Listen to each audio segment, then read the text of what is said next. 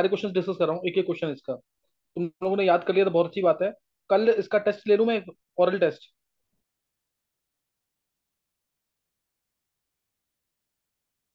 हो जाएगा प्रिपेयर कल?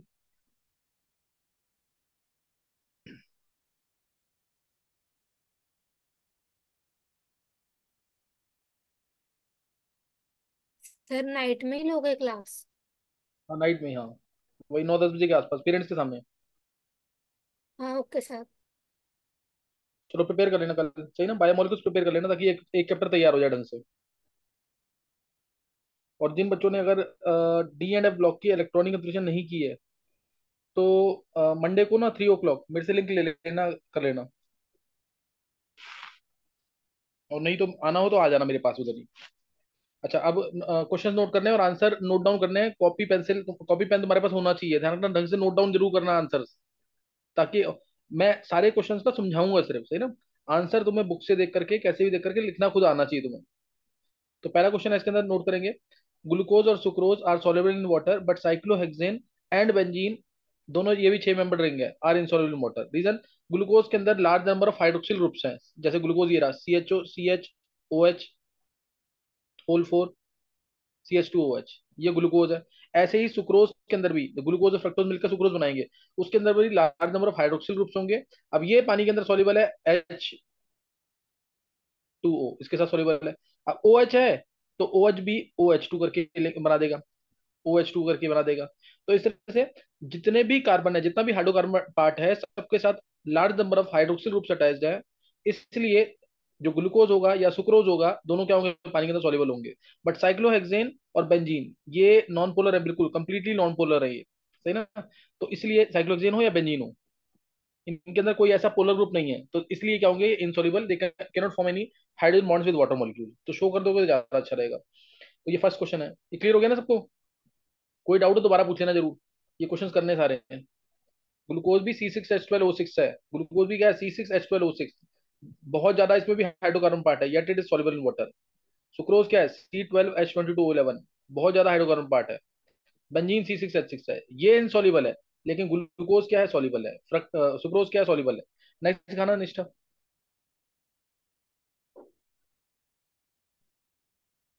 सेकंड क्वेश्चन है, what are the expected products of hydrolysis of lactose? Lactose के प्रोडक्ट्स याद है ना? लैक्टोज को अगर हाइड्राइज करते हैं, C12H22O11, इसको अगर हाइड्राइज करेंगे तो क्या मिलता है? लैक्टेज के प्रेजेंस में या H+ आयंस के प्रेजेंस में, एसिड के प्रेजेंस में, तो क्या मिल जाएगा? Glucose plus galactose. Glucose plus galactose, और दोनों कौन से वाले? बीटा वाले। ये बीटा डी प्लस ग्लूकोज है, और beta D plus galactose. Beta D plus glucose, beta D plus galactose. Structure दिखाना है, स्ट्रक्चर दिखा सकते हो। फॉर्मुला दोनों का सेम है, C6H12O6 plus C6H12O6। Beta D plus glucose, beta D plus galactose, दोनों का C1 C4 लिंकेज होगा, जिसको बीटा लिंकेज कहते हैं, तो मिलेगा lactose. Next question, how do explain the absence of aldehyde group in penta acetate of glucose of D glucose? Penta acetate of glucose कैसे बनता है वो तुम्हें पता है? Penta acetate of glucose, CHO CH OH whole 4, CH2OH। इसमें जब acetic anhydride डालते हैं 5 मॉलिक्यूल, क्योंकि इसमें 5 हाइड्रोक्सिल ग्रुप्स हैं, तो ये बन जाता है इससे glucose penta acetate, OCOCH3, CHOH OCOCH3 whole 4, CH2OCOCH3, ये बन जाएगा। ये पेंटासिड ग्लूकोज है। अगर ये ओपन चेन फॉर्म में होता, तो आगे अगर मैं रिएक्शन कराता हूँ हाइड्रोक्सिल अमीन के साथ, तो H2O बाहर, ये H2 और ये O बाहर निकल के रिएक्शन हो जाती है। लेकिन इसके साथ ना इसकी रिएक्शन ही नहीं होती। अगर रिएक्शन नहीं हो रही है, इससे क्या पता लग गया कि ये ग्लूकोज पेंटासिडेट जो है, it is in cyclic form. Glucose pentaacetate के फॉर्म में है, साइक्लिक फॉर्म में है। याद करते रहना, साथ साथ लिखना जरूर। इससे पता लग जाएगा ग्लूकोज पेंटासिडेट के फॉर्म में है, साइक्लिक फॉर्म में है। No reaction with NH2OH shows that glucose pentacid in cyclic form. Reason, अगर इसके अंदर एल्डिहाइड ग्रुप होगा तो वो NH2OH से रिएक्ट करेगा। लेकिन जैसे ही NH2OH इसके सामने आता है, तो ये साइक्लिक फॉर्म ले लेता है। ग्लूकोज पेंटासिडेट साइक्लिक फॉर्म ले लेता है, इसलिए नो रिएक्शन, ऐसे ले लेता है साइक्लिक फॉर्म, इस तरीके से। ग्लूकोज पेंटासिडेट ये आया HOCOCH3, जिसको मैं OAC लिख रहा हूँ। HOCOCH3, जिसको मैं OAC लिख रहा हूँ। H तीसरे पे उल्टा, HOAC, नीचे HOAC, H CH2 ओ ए सी। क्या क्लियर हो गया? तो इस वजह से ये रिएक्शन नहीं होगी NH2OH के साथ, ये NH2OH के साथ कोई रिएक्शन नहीं देगा। Next question. Fourth, the melting points and solubility in water of alpha amino acid, alpha amino acid होगा, alpha amino acids are generally higher than those of corresponding halo acids, कराया था ना। Alpha amino acid होता है RCH NH2COH। इसके अंदर ये acidic group है, ये बेसिक ग्रुप है। इक्विलिब्रियम में एग्जिस्ट करेगा इस तरीके से, NH3+ CO negative. Dipolar ions आ गए इसके अंदर, पॉजिटिव नेगेटिव आयंस आ गए। ये ज्यूटर आयनिक करेक्टर आ गया इसके अंदर, इंटरनल सॉल्ट लाइक बिहेवियर आ गया, zwitter ionic character, internal salt like behaviour आ गया, जिसकी वजह से इसके दूसरे मॉलिक्यूल से फोर्सेस जो है बहुत स्ट्रांग हो जाते हैं। इसीलिए इसका मेल्टिंग पॉइंट जो है जनरली हायर होगा किससे, हेलो एसिड से। क्या क्लियर होगी बात कि नहीं है? ये दिखा देना है इसमें, ज्यूटर आयनिक करेक्टर आ गया, डाइपोलर नेचर आ गया, सॉल्ट लाइक करेक्टर आ गया, वर्ड सारे लिखने हैं ये। तो उसके अंदर क्या होंगी, स्ट्रॉन्ग इलेक्ट्रोस्टैटिक अट्रैक्शंस, स्ट्रॉन्ग, जैसे आयनिक अट्रैक्शंस होती है ना, dipolar attraction, dipole dipolar attractions कह लो, या इलेक्ट्रोस्टैटिक अट्रैक्शंस हो जाएंगी इसके अंदर। इसलिए इसका मेल्टिंग पॉइंट जो है नॉर्मल हेलो एसिड से। ये वर्ड्स एग्जैक्टली यही लिखने हैं पेपर में, इसलिए इनका जो मेल्टिंग पॉइंट है वो ज्यादा होगा नॉर्मल हेलो एसिड से। नेक्स्ट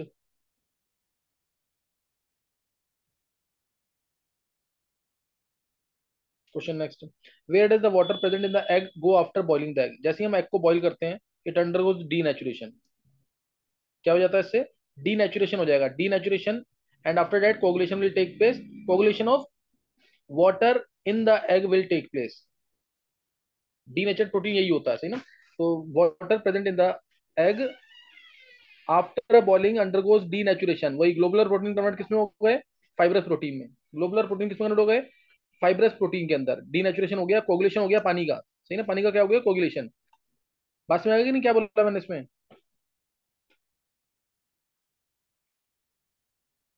जो एग, वाटर के अंदर जो एग है, it gets adsorbed in the coagulated proteins.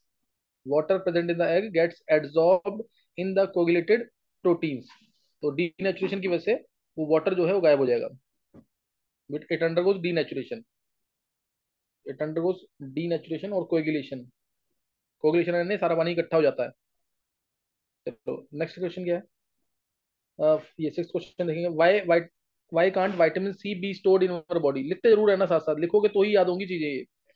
Y vitamin C can't be stored in our body? तो सिंपल सा है, बी और सी क्या थे, विटामिन बी और सी क्या होते हैं, वाटर सॉल्युबल। बी और सी विटामिन जो हैं ये वाटर सॉल्युबल होते हैं। बी में पूरा B complex, B1, B2, B4, B6, B12, पूरा बी कम्प्लेक्स, ये सारे vitamin, they all are water soluble, water soluble हैं।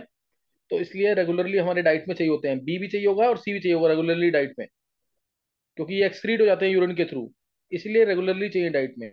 जबकि ADE के, मैंने इसको याद भी कराया, ADE के, इसको कीड़ा वर्ड से याद कर लेंगे, KEDA, कीड़ा वर्ड से। ये होते हैं फैट सॉल्युबल वाइटामिन। ये क्या है, फैट सॉल्युबल। ये फैट सॉल्युबल है, इसलिए लंबे समय तक बॉडी में स्टोर रहेंगे। और कहाँ पे स्टोर रहते हैं, फैट स्टोरिंग टिश्यूज कौन से हैं? हाँ सही है चेतन, फैट स्टोरिंग टिश्यूज कौन से हैं,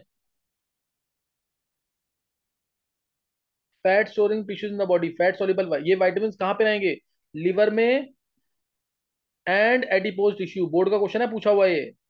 name two fat storing tissues in the body, liver and adipose tissue. यहाँ पे फैट सॉल्युबल चीजें रहेंगी, जैसे वाइटामिन KEDA, KEDA, ये वाइटामिन फैट सॉल्युबल हैं, ऑयल सॉल्युबल हैं, इसलिए ये लिवर और एडिपोज टिश्यू में रहेंगे। कहाँ रहेंगे, लिवर और एडिपोज। इसको याद कर लेना, अभी सामने याद कर लो इसको। Fat storing tissues in the body कौन से हैं, liver and adipose tissue, liver and adipose tissue, these are fat storing tissues. Fat को स्टोर कहाँ करते हैं, लिवर में और एडिपोज टिश्यू में। तो KEDA याद कर लेना साथ साथ इसको। और विटामिन H ऐसा है जो ना तो, बायोटिन कहते हैं इसको, बायोटिन, ना तो ये फैट सॉल्युबल है ना ही वाटर सॉल्युबल है, विटामिन H। और विटामिन B12 एक एक्सेप्शन है ध्यान रखना चीज का। विटामिन B12 की, जैसे बी और सी ये रेगुलरली चाहिए होते हैं। B12 ना फिर भी अगर कुछ महीनों तक अगर हमें नहीं मिलता है तो काम चल जाएगा, ये स्टोर रहता है बॉडी के अंदर, इसलिए है ये वाटर सोल्यूबल, लेकिन कुछ टाइम तक स्टोर रह सकता है बॉडी के अंदर। Vitamin B12 is an exception, can be store for months in the body. तो उतना रेगुलरली नहीं चाहिए। अच्छा नेक्स्ट है, ये हो गया क्वेश्चन, ये समझ आ गया कि नहीं? Vitamin C can't be stored in your body, reason क्या है? It is water soluble so excreted through urine, that's why. B में जैसे सी में है तो बी में भी आता क्वेश्चन ये। 6 क्वेश्चन हो गए। नेक्स्ट। सर आपने एच का क्या बताया था, एक बार फिर से बता दो। विटामिन एच, विटामिन एच ऐसा है जो ना तो फैट सॉल्युबल है ना ही वाटर सॉल्युबल है। बायोटिन, इसकी कमी होती है तो लॉस ऑफ हेयर होगा, जिसको बोलते हैं डर्मेटाइटिस। और इसके नॉन वेजिटेरियन डाइट्स में विटामिन एच ज्यादातर मिलता है। विटामिन एच और विटामिन B7 भी बोलते हैं, बायोटिन इसका कॉमन केमिकल नेम है। Which products would be formed when a nucleotide from DNA containing thymine is hydrolysed? तो डीएनए को हाइड्राइज करते हैं तो तीन चीजें मिलेंगी। क्या क्या मिलेगा डीएनए को हाइड्राइज करने पर? Base plus sugar plus phosphoric acid plus phosphoric, phosphate unit होती है ना, फॉस्फोरिक एसिड। बेस, बेस कौन सा आएगा? बेस कौन सा आएगा? थायमिन, दिया है ना इसने, containing thymine is hydrolysed, thymine. Sugar कौन सी होगी? Beta 2 deoxy D minus ribose, beta 2 deoxy D minus ribose, sugar ये होती है ना डीएनए में। और फॉस्फोरिक एसिड तो पता ही है, H3PO4। क्या क्लियर हो गया ये? तो थायमिन तो है ही, थायमिन तो मिलेगा ही मिलेगा बेस। और इसके अलावा दो चीजें और कौन सी होंगी बेस के अलावा? शुगर और फॉस्फोरिक एसिड। क्लियर हो गया कि नहीं? ये 8th क्वेश्चन। सर एक बार शुगर बताना। बीटा 2 डीऑक्सी, करा तो रखा है क्लास में ये, डी माइनस राइबोज, ये डीएनए में शुगर है। और सिर्फ बीटा डी माइनस राइबोज कहाँ होती है? आरएनए में। Beta D minus ribose, beta D minus ribose ये आरएनए में। कल पूरा ढंग से याद करना, 5 6 बार याद करना ढंग से, तब देना test. When RNA is hydrolysed there is no relationship between, when RNA is hydrolysed there is no relationship between among the quantities of different bases obtained. What does this fact suggest about the structure? देखो DNA का hydrolysis किया तो पता है DNA के अंदर क्या होता है। जैसे ये मैं सिंपल से ले रहा हूँ, ये डीएनए का मॉलिक्यूल है, यहाँ ए है तो यहाँ टी आएगा, यहाँ जी है तो यहाँ सी आएगा। ये पता है ना तुम्हें, ए के साथ T through double hydrogen bond, G के साथ C through triple hydrogen bond. तो जब मैं इसको हाइड्राइज करूंगा तो यहाँ से बॉन्ड टूट जाएंगे। तो जितने ए होंगे मोल्स, उतने ही टी के मोल्स होंगे, जितने जी होंगे उतने सी होंगे। इससे पता लगा कि डीएनए जो है double stranded alpha helix structure है, double stranded alpha helix structure, double stranded alpha helix structure है। लेकिन अगर आरएनए को हाइड्राइज करोगे, इससे पता लगे ना डीएनए डबल स्टैंडर्ड है, लेकिन आरएनए का जब हाइड्राइज होगा, आरएनए हाइड्राइज जब होगा तो कोई रिलेशन नहीं आता उसमें। AGCU है बेसिस, AGC और यू, ना तो ए यू के साथ पेयरअप कर रहा है ना जी सी के साथ पेयरअप कर रहा है, इसलिए कोई रिलेशन नहीं है इनके बीच में। इसका मतलब RNA single stranded alpha helix structure है। What does this fact suggest about the structure? कि आरएनए जो है single stranded alpha helix structure है। समझ आ गया कि नहीं? नहीं समझ आया? ये सर हाँ। आरएनए के बेसिस कोई रिलेशन नहीं होता, तो इससे पता लगा, ये क्लास में करा रखा है मैंने, कि वो single stranded alpha helix structure है। नेक्स्ट।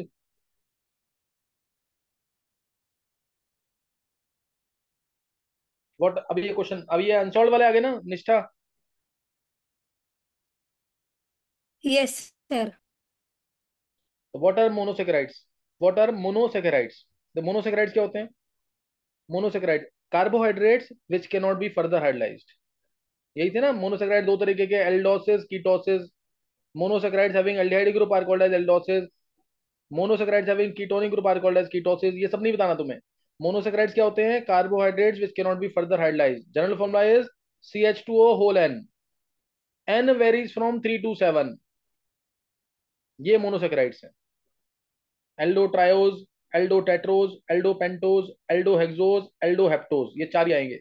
ये सिर्फ चार ही आएंगे, या ऐसे ही कीटो में भी, कीटो ट्रायोज कीटो टेट्रोज वाले करके कीटो हेप्टोज तक। क्या क्लियर होगी बात की नहीं है? ये मोनोसेक्राइड्स हैं which can not be further hydrolyse. General formula CH2 whole N, N varies from 3 to 7। Clear, N varies from 3 to 7। क्या क्लियर हो गया यहाँ तक? चेक करो। और ये आया हुआ है बोर्ड में, ध्यान रखना, बोर्ड में 2014 में पूछा हुआ क्वेश्चन, ये वाला एनसीईआरटी के मैक्सिमम क्वेश्चन आते हैं बोर्ड में। Next, what are reducing sugars? Reducing sugar क्या है? ऐसे शुगर्स जो Tollens reagent, AgNH3 whole twice OH, जो टॉलरेंस रेजेंट को रिड्यूस करते हैं सिल्वर मिरर में, सिल्वर मिरर में। और जो फेलिंग सॉल्यूशन को, Cu2 प्लस को, Cu2 plus plus basic medium होता है इसमें भी, Cu2 प्लस को Cu प्लस में, Cu2O में करते हैं रेड PPT में। इसको सिल्वर मिरर। क्या क्लियर होगी बात? जो टॉलरेंस रीजन को रिड्यूस करते हैं सिल्वर के अंदर, और जो फेलिंग सॉल्यूशन को रिड्यूस करते हैं कॉपर टू Cu2O के अंदर, कॉपर प्लस 1 में, रेड पीपीटी के अंदर, वो है रिड्यूसिंग शुगर्स। और ये जितने भी मोनोसेक्राइड्स हैं, ग्लूकोज, फ्रक्टोज, ये सब क्या है? ग्लूकोज हो गया, फ्रक्टोज हो गया, आयोडोज हो गया, ग्लूकोज हो गया, आयोड टेलोज हो गया, ये सारे जितने भी मैनोज हो गया, गैलेक्टोज हो गया, they all are reducing sugar. सबका फॉर्मूला C6H12O6। और नॉन रिड्यूसिंग कौन से होंगे? और डाइसेक्राइड भी सब रिड्यूसिंग है, लैक्टोज है, माल्टोज है, दोनों रिड्यूसिंग। लेकिन लेकिन डाइसेक्राइड अकेला, वो कौन सा है? सुक्रोज, जो कि नॉन रिड्यूसिंग है, वो टॉलरेंस रेंज से सिल्वर नहीं बना पाएगा। सुक्रोज Cu2+ से Cu2O नहीं बना पाएगा। कौन? सुक्रोज, क्योंकि वो नॉन रिड्यूसिंग है। उसके दोनों रिड्यूसिंग सेंटर्स इन्वॉल्व हो गए हैं कहाँ पे? ग्लाइकोसिडिक लिंकेज के अंदर। ठीक है, तो रिड्यूसिंग शुगर बता दिए। Next question. हिंट लिखते रहना जरूर, फिर प्रॉपर तरीके से करना क्वेश्चन, तभी मार्क्स पूरे मिलेंगे। Next question. Write two main functions of carbohydrates in plants. Two main function बोला कार्बोहाइड्रेट्स के प्लांट्स के अंदर। एक तो सेलुलोज, ये एक कार्बोहाइड्रेट है जो बनता है ये बीटा डी प्लस ग्लूकोज से। बीटा डी प्लस ग्लूकोज का पॉलीमर है cellulose. It acts as structural cell wall, structure material, structural material for cell wall of plants.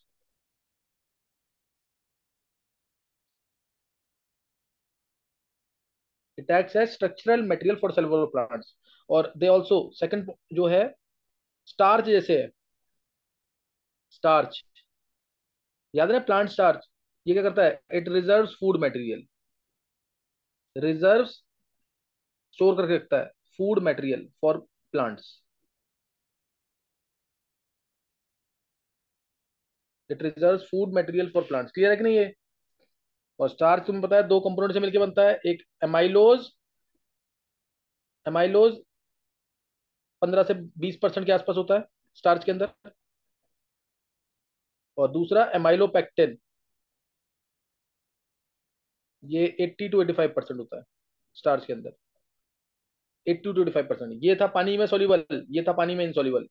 ये देगा ब्लू कलर विद आयोडीन, ये नहीं देगा ब्लू कलर विद आयोडीन। इसके अंदर स्ट्रक्चर कैसे बनता था? ग्लूकोज का पहला कार्बन लिंक करेगा चौथे कार्बन के साथ, 20 से 25 ऐसे चलेंगे, फिर ब्रांचिंग स्टार्ट होगी एमाइलोपेक्टिन के अंदर। इसमें तो पूरा ऐसे ही चलेगा, 1000 यूनिट्स के आसपास होती है इसके अंदर ग्लूकोज की। ग्लूकोज का पहला कार्बन अल्फा वाले का लिंक करेगा दूसरे अल्फा के चौथे कार्बन के साथ, और इसके अंदर पहला पहला लिंक करेगा चौथे के साथ, 20 से 25 चलेंगे ग्लूकोज ऐसे, फिर ब्रांचिंग स्टार्ट हो जाएगी C1C6, C1C4 लिंकेज है, ग्लूकोज ग्लूकोज, ये C1, ये C4, ये C1, ये C4। और उसके बाद 20 से 25 ऐसे ग्लूकोज स्टेट चलेंगे, फिर इसका C1 इस ग्लूकोज के C6 से लिंक कर जाएगा। याद आ गया कि नहीं? है एमाइलोपेक्टिन के अंदर। स्टार्च का पढ़ लेना जरूर, स्टार्च इंपॉर्टेंट है। दो कंपोनेंट है इसके अंदर, amylose, amylopectin. Amylose straight chain linear polymer है with C1C4 linkage. Amylopectin branch polymer है with C1C4 linkage in the straight chain and C1C6 linkage in the branching. Starch के अंदर 15 से 20% एमाइलोज, 80 से 85% एमाइलोपेक्टिन। इसमें ये वाटर सॉल्युबल है, ये वाटर इनसॉल्युबल है। ये ब्लू कलर देगा आयोडीन के साथ, ये ब्लू कलर नहीं देगा आयोडीन के साथ। चलो ये भी बता दिया साथ में, ये हो गया। और दो ये तो बता ही दिए मैंने, दो फंक्शंस। अदरवाइज फंक्शन और भी हैं, जो और भी फंक्शन बताए थे ना, कि जो शुगर्स होती है beta D minus ribose, beta 2 deoxy D minus ribose, ये दोनों शुगर कहाँ यूज होती हैं? डीएनए में और आरएनए में। और भी यूजेस बताए, 5 यूजेस बताए थे इसके, ये बोर्ड में पूछे हुए हैं यूजेस। नेक्स्ट देखेंगे question.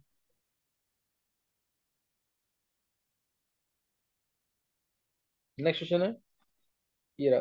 Classify the following into monosaccharides and disaccharides. Ribose, ribose क्या है? 5 मेंबर की रिंग थी, याद आया कि नहीं?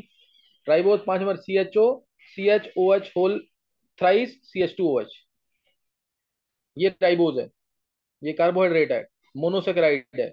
और 2 डीऑक्सीराइबोज, 2 डीऑक्सीराइबोज यानी सेकंड वाले कार्बन से एक ऑक्सीजन हटा दिया, CHOH होल ट्वाइस, CH2OH, ये 2 डीऑक्सीराइबोज है, शुगर है डीएनए के अंदर। माल्टोज तुम्हें पता ही है, ये भी क्या है? डाइसेकेराइड है, डाइसेकेराइड C12H22O11, ये डाइसेकेराइड है। गैलेक्टोज, ये C6H12O6 है, ये है मोनोसेकेराइड। Fructose monosaccharide. लैक्टोज, ये भी डाइसेकेराइड है, C12H22O11। ये तो बहुत सिंपल क्वेश्चन है। ये मोनोसेकेराइड है, ये मोनोसेकेराइड है, ये डाइसेकेराइड है, ये मोनोसेकेराइड है, ये मोनोसेकेराइड है, और ये डाइसेकेराइड है। Next question.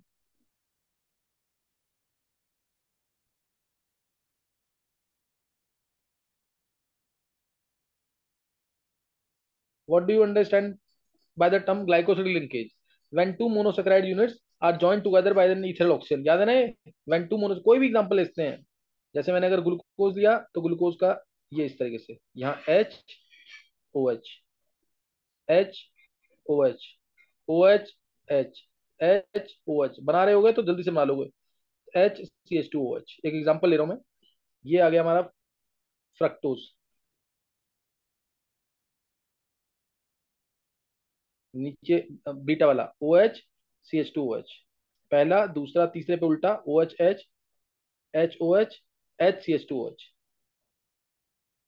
यहाँ वाटर बाहर, ये वाटर बाहर हो गया।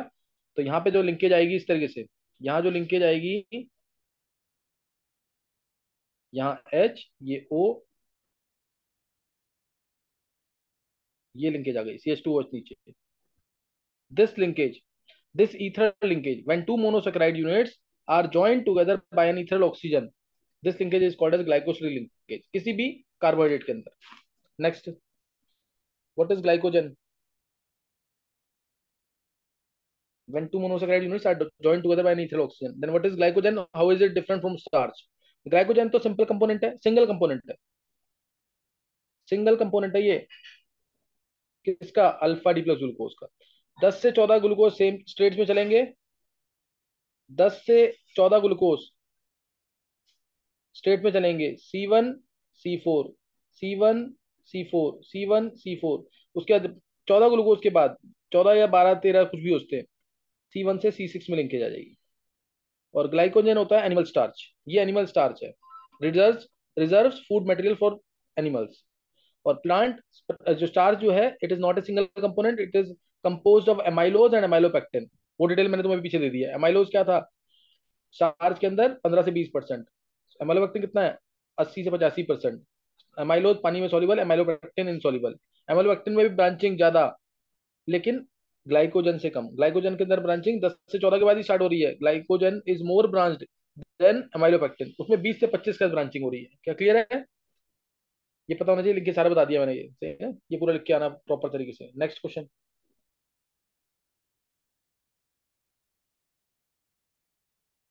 What are, seventh question, what are the hydrolysis products of sucrose and lactose? बताने की जरूरत नहीं है, सुक्रोज का हाइड्रोलाइसिस होगा एंजाइम सुक्रेज में या इन्वर्टेज में या सिंपली एसिडिक मीडियम। सुक्रेज या फिर इन्वर्टेज या फिर एसिडिक मीडियम। तो सुक्रेज क्या मिल जाएगा इसमें? Alpha D plus glucose plus beta D minus fructose, सही ना? और लैक्टोज का अगर हाइड्रोलाइसिस होगा लैक्टेज की प्रेजेंस में, लैक्टेज की प्रेजेंस में या एसिडिक मीडियम में, तो मिलेगा glucose beta D plus glucose beta D plus galactose, beta D plus glucose beta D plus galactose, ये मिल जाएगा। तो ये हो गया। Next question.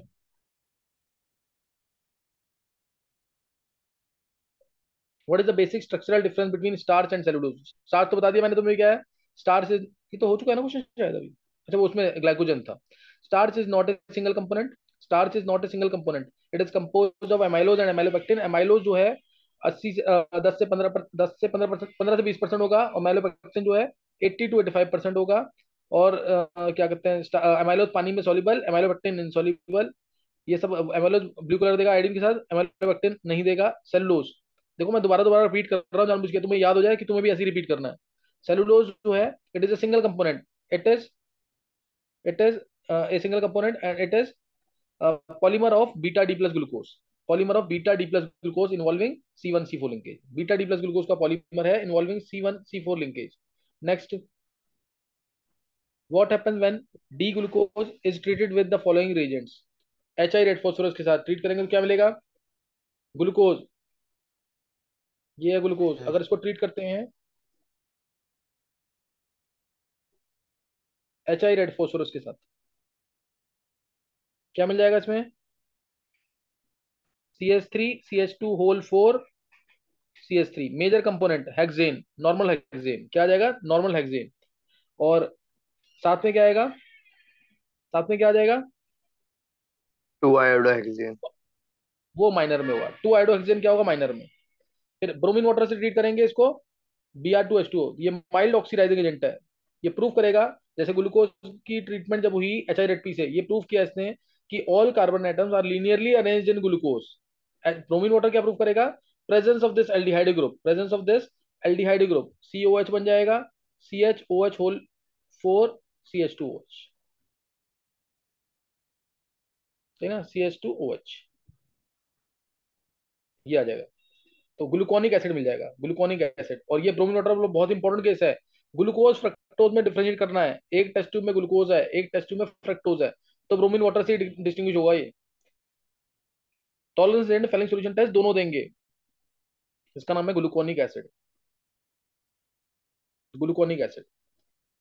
और HNO3 डालेंगे, बहुत स्ट्रॉन्ग ऑक्सीडाइजेंट है, तो प्राइमरी वाले एल्कोहलिक ग्रुप को भी ऑक्सीडाइज कर देगा, और CHO को तो कर ही देगा, CHOH होल 4 ऐसी रहेगा अंदर, COH। ये आ जाएगा ग्लूकैरिक एसिड, COOH है ये, ग्लूकैरिक एसिड या फिर सैकैरिक acid.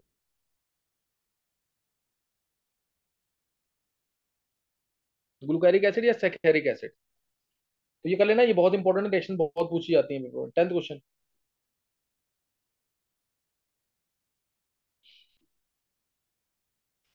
Enumerate the reactions of D glucose which can not be explained with open chain structure. देखो अब ये आया हुआ ना, 2008 में भी आया हुआ, 2011 में भी आया हुआ, और अभी इस बार भी आया 2024 में। 24 में भी रिएक्शंस आई हैं इसकी, यानी कि जो ओपन चेन स्ट्रक्चर एक्सप्लेन नहीं कर पाता। क्या नहीं एक्सप्लेन कर पाता? ग्लूकोज, देखो जितने एल्डिहाइड्स हैं वो सब रिएक्ट करते हैं NHSO3 के साथ, लेकिन ग्लूकोज जो है NHSO3 के साथ no reaction. Aldehydes react with sodium bisulfite, but glucose does not react. शिफ्ट रेजेंट के साथ, शिफ्ट रेजेंट के साथ, शिफ्ट बेस के साथ सभी एल्डिहाइड रिएक्ट करते हैं, लेकिन ग्लूकोज जो है शिफ्ट रेजेंट के साथ नो रिएक्शन। शिफ्ट बेस के साथ रिएक्शन नहीं होती। शिफ्ट बेस कैसे बनता है? एल्डिहाइड प्लस प्राइमरी अमीन, याद करते, याद कर लेना, एनसीईआरटी में दे रखा है। H2O बाहर, ये बन गया shift base, RCH double bond NR dash, ये शिफ्ट बेस है। इसके साथ, ये शिफ्ट बेस है ये वाला, इसके साथ ग्लूकोज रिएक्ट नहीं करता, जबकि एल्डिहाइड्स रिएक्ट करते हैं, और पिंक कलर दे देते हैं एल्डिहाइड्स, एल्डिहाइड्स पिंक कलर देते हैं शिफ्ट रिएजेंट के साथ, ये नहीं रिएक्ट करता। और ये मेंस में पूछा हुआ क्वेश्चन वाला। तो और दूसरा, तीसरा एक देख लेंगे, ग्लूकोज जो है 2,4-DNP रिएजेंट के साथ, जैसे फिनाइल हाइड्रोजन से रिएक्शन देता है ना ग्लूकोज, इसके साथ ये भी इसी टाइप का कोई रिएजेंट है, इसके साथ 2,4-डाइनाइट्रो phenyl hydrogen, no reaction, no precipitate, no orange precipitate, है ना, ये नहीं देता 2,4-DNP रिएजेंट के साथ। ये है 2,4-DNP reagent, NH2NH, NO2, NO2, ये है 2,4-DNP agent, 2,4-DNP agent, 2,4-डाइनाइट्रोफिनाइल hydrazine, इसको ब्रेडीज एजेंट भी कहते हैं। कार्बोनिल ग्रुप का पता लगाना है, यानी एल्डिहाइड का या कीटोन का पता लगाना है, तो ये एजेंट डालते हैं, जैसे इसके अंदर एल्डिहाइड या कीटोन में, तो ऑरेंज कलर का PPT आ जाता है, ठीक ना। तो ग्लूकोज भी के अंदर भी एल्डिहाइड ग्रुप है, लेकिन इसके साथ ये कोई रिएक्शन नहीं दे रहा, तो ये लिमिटेशन है। फिर म्यूटा रोटेशन की प्रॉपर्टी वो एक्सप्लेन नहीं हो सकती अगर हमने साइक्लिक स्ट्रक्चर नहीं लिया, तो ओपन चेन स्ट्रक्चर की लिमिटेशन हो जाएगी। Mutarotation property can't be explained if we do not assume the cyclic structure of glucose. मैंने 5 लिमिटेशन तुम्हें क्लास में बताई हुई हैं, वो सारी करनी तुम्हें, यहाँ पे 2-3 मैंने एक्सप्लेन कर दी है। Mutarotation property can't be explained if we do not assume cyclic structure of glucose. Next बताएंगे 11th, what are essential and non essential amino, essential और इनडिस्पेंसेबल, ऑब्जेक्टिव में पूछते हैं इनडिस्पेंसेबल वर्ड से, नॉन एसेंशियल और dispensable amino acid, give 2 examples of each type. तो उसकी तो मैंने 10-10 एग्जांपल सबको रटवाया हुआ पूरा। एसेंशियल एमिनो एसिड्स कौन से होते हैं? Which can not be synthesised by our body and have to be taken from outside source. Essential में, है ना, एसेंशियल में ये एसेंशियल वाले कौन से थे, याद है किसी को क्या? ग्लूटामिक एसिड, याद है कि नहीं है? वो कौन से थे? नॉन एसेंशियल थे बोले तो ना, और एक बताया था मैंने एसेंशियल वाले, एक एसेंशियल एक नॉन एसेंशियल। नॉन एसेंशियल वाले कौन से बताए थे? नॉन एसेंशियल वाले ग्लूटामिक एसिड, ग्लूटामिन, ग्लाइसिन, जो बताया था ना निमोनिक, इसका ग्लू ग्लू गिलियाला, ऐसे ऐसे तेरी प्रोफेशनल सिस्टर शेर है। और एसेंशियल में बताया था कौन सा? वैल्यू आई अर्जी लाई थ्रू मिठाई, पिए तेरी हंसी आई, याद आ गया कि नहीं ये? वो सारे एग्जांपल्स हैं इसके। नॉन एसेंशियल कौन से होते हैं? Which can be synthesize by your body. और मैंने एक सेमी एसेंशियल भी बताया था तुम्हें, अगर याद हो तो। कौन से थे, किसी को याद है? Semi essential.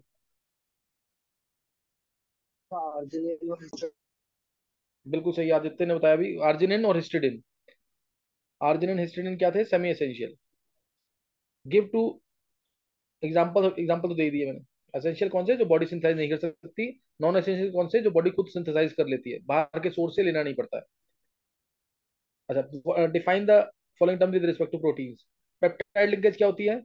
जब दो अमीनो एसिड को हम लिंक करते हैं, NH2 CH2 COOH, ये ग्लाइसिन ले लिया, और एक ले लो तुम एलानिन, CH3CHNH2COH। ये हो गई। OH एसिड का लेना, H लेना अमीन का, ये बाहर।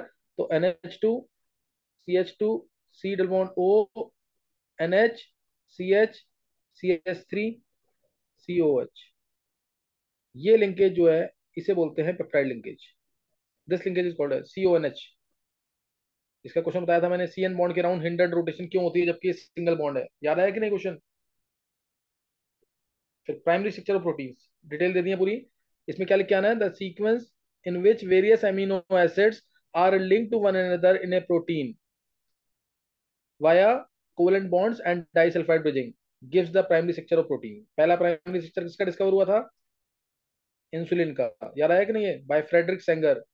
एक भी सीक्वेंस में प्राइमरी स्ट्रक्चर में अमीनो एसिड के चेंज आता है, अगर किसी भी अमीनो एसिड में प्राइमरी स्ट्रक्चर में चेंज आएगा, तो वो डिस्टर्ब हो जाएगा। जैसे हीमोग्लोबिन में बताया था, ग्लूटामिक एसिड की जगह वैलिन आ जाएगा, तो सिकल सेल हीमोग्लोबिन बन जाएगा। याद आया कि नहीं है पूरा? तो तुम्हें बस इसके अंदर पहली लाइन सबसे इंपॉर्टेंट लिख के आनी है, जो the sequence in which various amino acids, जैसे एक अमीनो एसिड है, ये दूसरा है, ऐसे 100 अमीनो एसिड लिंक कर गए तो प्रोटीन बन गया, और वो हो गया primary structure. The sequence in which various amino acids containing sequence in which various amino acids are linked to one another in a protein gives the primary structure. फिर डीनेचुरेशन, डीनेचुरेशन बताया हुआ है। नेटिव प्रोटीन क्या था? जिसकी एक unique 3D structure होगा, specific biological activity होगी, वो होता है नेटिव प्रोटीन। जब इस native protein, then this native protein is subjected to change in temperature और पीएच। टेम्परेचर चेंज करें इसमें या पीएच चेंज करें, तो उसकी biological activity lost. Primary structure रहेगा, सेकेंडरी और हायर स्ट्रक्चर्स डिस्ट्रॉय हो जाएंगे, सारे हाइड्रोजन बॉन्ड वगैरह टूट जाएंगे। प्राइमरी स्ट्रक्चर जिसमें सिर्फ कोवलेंट बॉन्ड होता है, स्टेबल स्ट्रक्चर है, वो रह जाएगा सिर्फ। और protein under protein is said to be denatured और कोएगुलेटेड, इसे कोएगुलेटेड प्रोटीन कहते हैं। एग्जांपल था इसका कोएगुलेशन ऑफ एग एल्ब्यूमिन, और कोएगुलेशन ऑफ मिल्क, या तीसरा example curdling of milk. Curdling of, जैसे कोएगुलेशन ऑफ मिल्क कैसे होगा? मिल्क में लेमन डाल दिया, मैं पीएच चेंज कर दिया, तो चीज बन जाएगा। पहले मिल्क पानी में सोल्यूबल था, यानी ग्लोबुलर प्रोटीन था, और अब वो कन्वर्ट किस में हो गया? फाइब्रस प्रोटीन में। कोएगुलेशन, डीनेचुरेशन में ग्लोबुलर प्रोटीन कन्वर्ट हो जाते हैं फाइब्रस प्रोटीन के अंदर। समझे कि नहीं? और ऐसे ही मैंने अगर एग को बॉईल किया, तो अंदर जो एग के फ्लूइड है वो अपने आप सॉलिड बन जाएगा, वो डीनेचर हो जाएगा, वो कोगुलेट कर जाएगा, कोगुलेटेड प्रोटीन कहते हैं इसको। तो पीएच चेंज करने से या टेम्परेचर चेंज करने से बायोलॉजिकल एक्टिविटी लॉस हो जाती है प्रोटीन की। ग्लोबुलर प्रोटीन कन्वर्ट हो जाते हैं फाइब्रस प्रोटीन के अंदर, और हायर स्ट्रक्चर डिस्ट्रॉय हो जाते हैं, प्राइमरी स्ट्रक्चर रहेगा। Next question.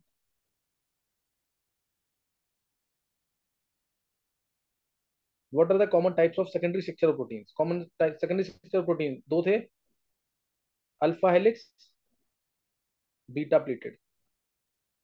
Beta pleated, alpha helix structure आता था, ये दोनों स्ट्रक्चर बनते थे। The conformation which the polypeptide chains assume as a result of hydrogen bonding gives the secondary structure. पहली लाइन तो यही होना चाहिए, the conformation which the polypeptide chains assume as a result of hydrogen bonding gives the secondary structure, वो secondary structure देगा। और alpha helix structure होता है, बीटा पीरियड स्ट्रक्चर होता है। अल्फा हेलिक्स के अंदर इंट्रामोलुलर हाइड्रोजन बॉन्डिंग, बहुत इंपॉर्टेंट लाइन। सीओ ग्रुप पहले अमीनो एसिड का चौथे अमीनो एसिड के एनएच से लिंक करेगा, इंट्रामोलुलर हाइड्रोजन बॉन्डिंग होगी, giving spiral shape to the polypeptide chain. इसको हम 3.613 हेलिक्स भी कहते हैं। 3.613 हेलिक्स तुम्हें याद होगा, ये स्पाइरल शेप आती थी ऐसे। पहले अमीनो एसिड का सीओ चौथे अमीनो एसिड के एनएच से लिंक करेगा, ये ऐसे। समझ गए कि नहीं? तो ये एक टर्न के अंदर, इस एक टर्न में 3.6 अमीनो एसिड है अप्रोक्सीमेटली। और ये एक रिंग जो बन रही है, ये 13 नंबर की रिंग बनी वाया हाइड्रोजन बॉन्डिंग, इसलिए इसको हम 3.613 हेलिक्स भी कहते हैं, इसको 3.613 हेलिक्स कहते हैं। और दूसरा स्ट्रक्चर कौन सा? Beta pleated structure. इसमें इंटरमोलुलर हाइड्रोजन बॉन्डिंग होती है बिटवीन वेरियस पॉलीपेप्टाइड चेन, जिसकी वजह से एक शीट बन जाएगी, ऐसे बहुत सारी शीट्स बनेंगी, एक के ऊपर एक स्टैक करके रख देंगे, जिससे कंप्लीट बीटा प्लेटेड स्ट्रक्चर आ जाएगा। तुम्हें याद होगा ये, सही ना, ये बता रखा है। इसमें दो टाइप से बीटा प्लेटेड में, पैरेलल एंटी पैरेलल, इसमें दो टाइप से, राइट हैंडेड अल्फा हेलिक्स और लेफ्ट हैंडेड अल्फा हेलिक्स। ध्यान है कि नहीं ये? यस। 10 मिनट के लिए रिज्वाइन, 10 मिनट के लिए रिज्वाइन करना 14 क्वेश्चन से।